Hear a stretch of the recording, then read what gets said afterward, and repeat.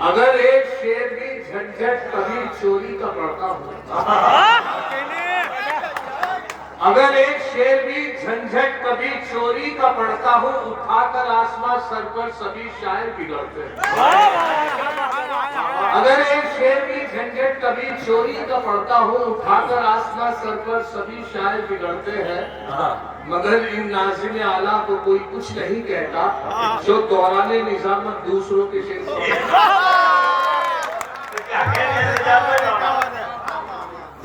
दौराने निजामत मैं झंझट हूँ और कहीं ना कहीं कोई ना कोई झंझट हो जाता है जहाँ भी जाता हूँ। अभी मैं जब धामपुर उतरा तो बहुत खूबसूरत एक गाड़ी मेरे सामने से गुजरी, कार थी। मैं देख के उसे रुक गया। वो जब आगे निकल गई तो उसके पीछे एक स्लोगन लिखा हुआ था, सावन को आने दो। लिखवा लेते हैं लोग, अच्छा लगता है। तो उन्हें अच्छा लग रहा था तो उन्होंने लिखवाया हुआ था सावन को आने दो। मैं पढ़ ही रहा था उसे तो पीछे से ट्रक आया, उसने उस पर जोरदार टक्कर मारी। मैंने ट्रक के पीछे देखा तो उस पर लिखा था आया सावन झूठ।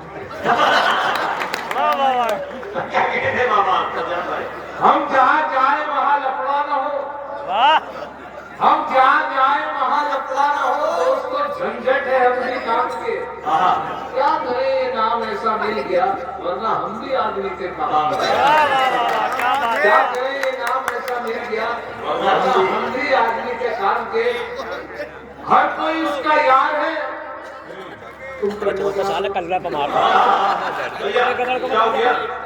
और मुझको भी उससे प्यार है। मुझको भी उससे प्यार है, तुम कर लो क्या करो। और थामे है मेरा हाथ कभी वो रकीब का, थामे है मेरा हाथ कभी वो रकीब का। दो नाव पे सवार है, तुम कर लो क्या करो।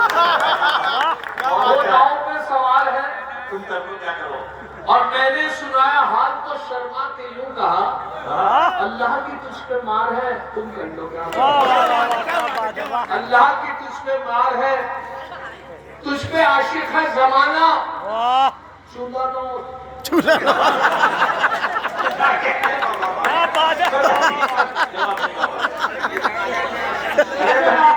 आशिक है जमाना, चूल्हा नोट। हो गया मैं भी दीवाना, चूल्हा नोट। हो गया मैं भी दीवाना, चूल्हा नोट। और मुझसे बचकर जाएगी आखिर कहाँ, हूँ तेरा आशिक पुराना, चूल्हा नोट। क्या बात है, क्या बात है। और एक पुलिस वाले की लड़की छेड़कर, एक पुलिस वाले की लड़की एक पुलिस वाले की लड़की छेड़कर रोज जाता हूँ थाना, चूल्हा नोट। और कांड में दावत हो चाहे एक की, और खाता हूँ मैं खाना, पर मैं खाता हूँ खाना, चूल्हा नोट।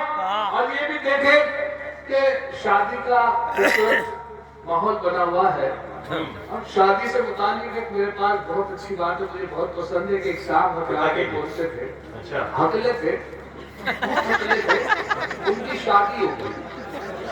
और शादी हुई, शादी की पहली रात जब वो अपनी वाइफ के पास पहुंचे तो वो लंबा सा घूंघट निकालने बैठी थी बेड के ऊपर। अब वो हकले थे, परेशान थे, तो वो अपने करीब पहुंचे अपनी वाइफ तो उसे पहले तो बैठने की इजाजत मांगने लगे उनसे। जब घूंघट में से कोई जवाब नहीं मिला तो वो खुद ही बैठ गए। और बैठने के बाद फिर वो घूंघट हटाने के लिए कहने लगे अपनी वाइफ से। अब देखिए क्या माहौल, क्या सिचुएशन थी उस कमरे की। पहले बैठने हकले थे, पहले बैठने की इजाजत, पहुंचे करीब फिर घूंघट हटाने के लिए कहने लगे, पहुंचे करीब बैठ कर उनसे इजाजत मांग रहे थे। अरे भाई तुम कहो तो बैठ जाओ।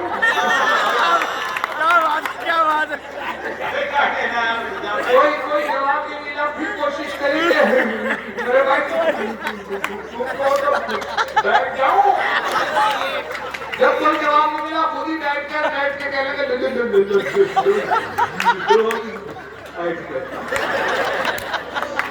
अब घूंघट हटाने के लिए कहने लगे, बैठ गया खुद ही तो घूंघट के लिए कहने लगे, अरे भाई ये तो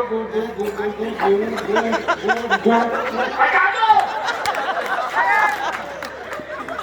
कोई जवाब नहीं मिला, फिर कोशिश करी कि शायद इस बार को असर हो गया। उनसे पूछा कि ये तो हटा दो। घूंघट की एकदम अंदर से आवाज आई कि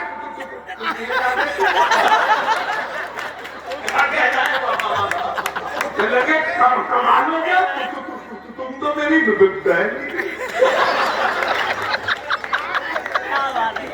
अब 4 मिसरे मौलाना फरमाने की वजह उसकी है कि मेरे साथ जो तजुर्बा है मेरे घर का वो मैं आप तक पहुंचाता और माजरत चाहता हूँ उन साहब से जिनकी शादी उस जगह हुई है, मेरी वहाँ हुई है, तो मेरे हालात जो है मैं उनको मशवरा दे रहा हूँ और आने वाली नस्ल को भी मशवरा दे रहा हूँ कि शादी के मसले पे झंझट की राय है, लड़की तो हो मगर नए दौर की ना हो। शादी के मसले पे ये झंझट की राय है, लड़की तो हो मगर नए दौर की ना हो। एक और बात का भी जरा रखना ये ख्याल वो किसी भी गांव की बिजनौर की।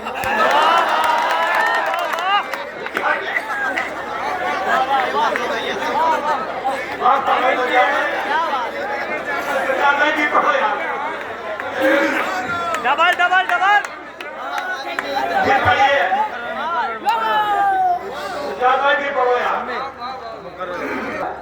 और निकाह जैसे मुकम्मल हुआ इत्तेफाक से लड़का भी बैठी हुई थी, लड़की भी बैठी हुई थी, बात हो रहा काम में यार। निकाले बैठी थी। तो जैसे निकाह मुकम्मल हुआ तो कारी साहब से उस लड़के ने पूछा, कारी साहब क्या हदिया दिया जाए, क्या फीस है आपकी? पहली बार किसी ने ये सवाल किया था तो कारी साहब ने भी शर्त रख दी कि आपने अपनी बीवी को तो देखा होगा कि जी के उसकी खूबसूरती के हिसाब से कर सकते, जितनी वो खूबसूरत हो उसने बाकी अपनी बीवी को देखा हुआ था तो उसने सिर्फ जेब में से निकाल के 10 का नोट काटा। बड़े मायूस हुए, खूबसूरती के अकॉर्डिंग था। अब वो क्या करते, शर्त थी तो उन्होंने मायूसी से जेब में रखे, इत्तेफाक से दोनों खड़े हो गए, लड़का लड़की चले, लड़का पहले उठ के चल दिया, लड़की बाद में उठी, उसका घूंघट उठा। कारी साहब ने भी शक्ल देख ली लड़की की, उससे बाप बुलाया, बेटे इधर आओ, जी के बाप ही पैसे लेते जाओ।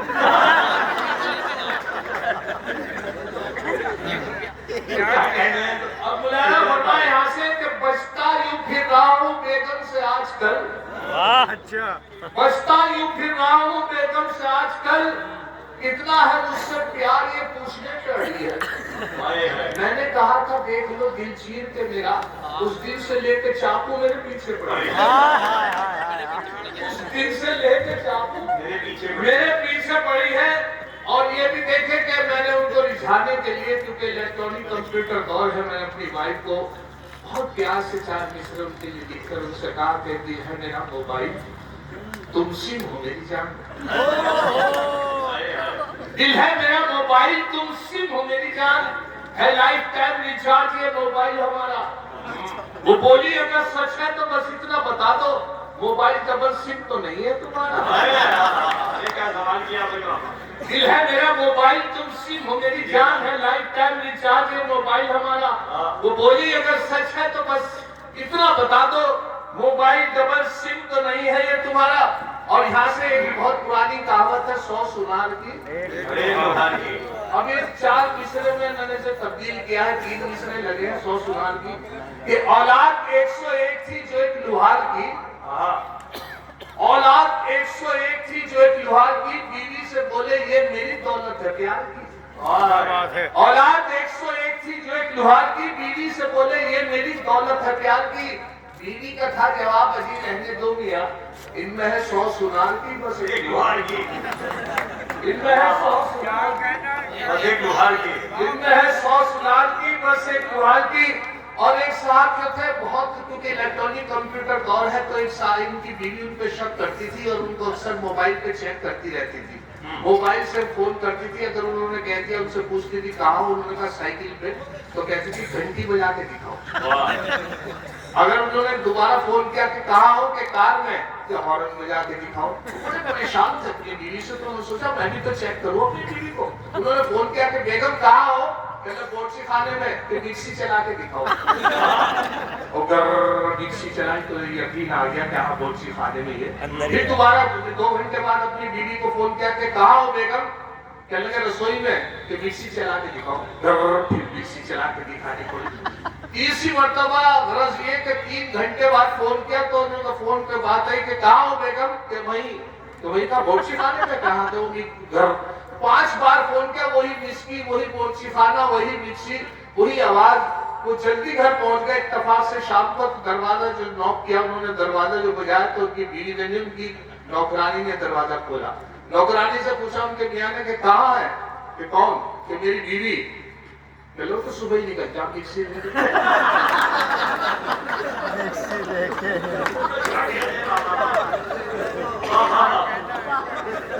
पहले तो बेमरम्मत इतनी नहीं थी वो, 2 दिन में क्यों ये प्यार का नक्शा बदल गया? क्या बात है। पहले तो बेमरम्मत इतनी नहीं थी वो, 2 दिन में क्यों ये प्यार का नक्शा बदल गया? झंझट को तुमको छोड़ है बाहों में गैर की, ऐसा लगे हकीम का नुस्खा बदल गया। ऐसा लगे हकीम का नुस्खा बदल गया। बहुत पुराने शायर हैं, उनका एक बहुत मशहूर शेर है कि जबर भी देखा है तारीख की नजरों ने, लम्हों ने खता की थी, सदियों ने सजा पाई। मुजफ्फर रजवी साहब, लम्हों ने खता की थी, सदियों ने सजा पाई। अब लम्हों ने खता की थी, सदियों ने सजा पाई, उस मिसरे को लिया एक तस्वीर पेश कर रहा हूँ। उसमें 3 मिसरे लगे, मुलाजा फरमाए कि एक बार उसे मैंने बस आंख यूं ही मारी थी, वो बन के मेरी बेगम घर साथ चली आई। एक बार उसे मैंने बस आंख यूं ही मारी थी, वो बन के मेरी बेगम घर साथ चली आई। अब हाल मेरा ये है, 10 बच्चों का अब्बा हूँ। लम्हों ने खता की थी, सदियों ने सजा पाई। लम्हों ने खता की थी, लम्हों ने खता की थी, सदियों ने सजा पाई। और भाई ने फरमाइश की है तो मैं बता दूं कि एक साहब अपनी बीवी से बड़े परेशान थे। अब यह हालत थी कि झगड़ में ये तक उनके मुंह से निकलता था कि बढ़ती नहीं चली। एक दौरा होता है, दौरा जब पड़ जाता है उसे कहते हैं सप्ताह। सप्ताह में हाथ की नब, दिल की हरकत, सांस एक साथ बंद हो जाते हैं। आदमी मरा हुआ माना जाता है, लेकिन मरता नहीं, कभी भी जिंदा हो सकता है। वो उनकी बीवी को हो गया, दौरा पड़ा तो खुश हो गए। उन्होंने ऐलान किया मोहल्ले में मेरी गिरी मर गई। बहुत खुश।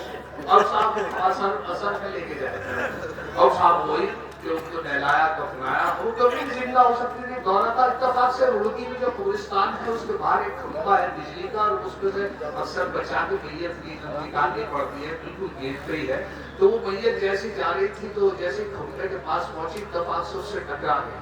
जैसी टच हुई उससे मैयत तो उनका दौरा सप्ताह खत्म हो गया, वो उठ के बैठ गई। और जब उठ के बैठ गई तो उनको वापस लाना पड़ गया।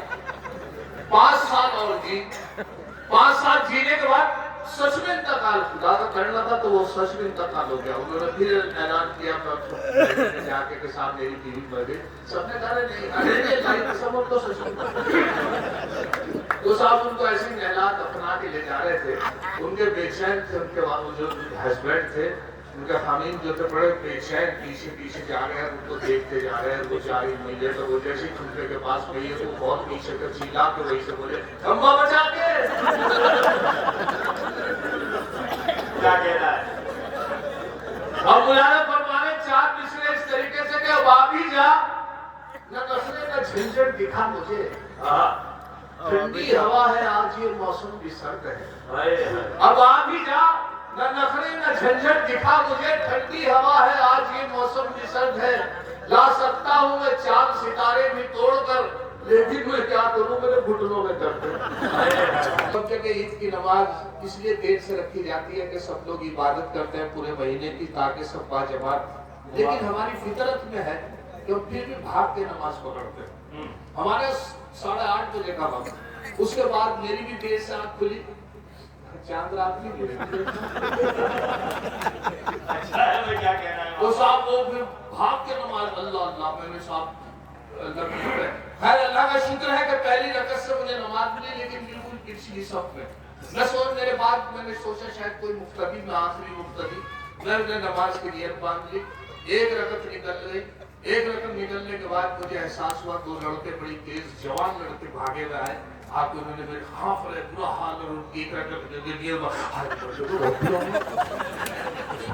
हालत खराब होती है साहब। फिर उसके बाद जैसी नमाज मुकम्मल हुई, रुकू हुआ, सजदा हुआ, कायम हुआ, सलाम फेरा गया, एक तरफ सलाम फेरा गया, दूसरी तरफ सलाम फेरा गया। तो जब मुकम्मल हो गई नमाज तो दोनों लड़के आपस में, जिनकी 1 रकअत निकल गई थी, तो दोनों आपस में बात कर रहे थे, मैंने भी सुना। तो एक लड़का दूसरे से कह रहा था, देखा अगर वजू के चक्कर में रहते तो नमाज नहीं करते। नहीं है मुसलमान को है वो, तबलीग के जलसों में भी जाता जरूर है। दाढ़ी अगर नहीं है मुसलमान तो है वो, तबलीग के जलसों में भी जाता जरूर है, पढ़ता नहीं नमाज कभी वो तो क्या हुआ, लेकिन जुमे के रोज नहाता जरूर। बहुत अच्छा है। लेकिन जुमे के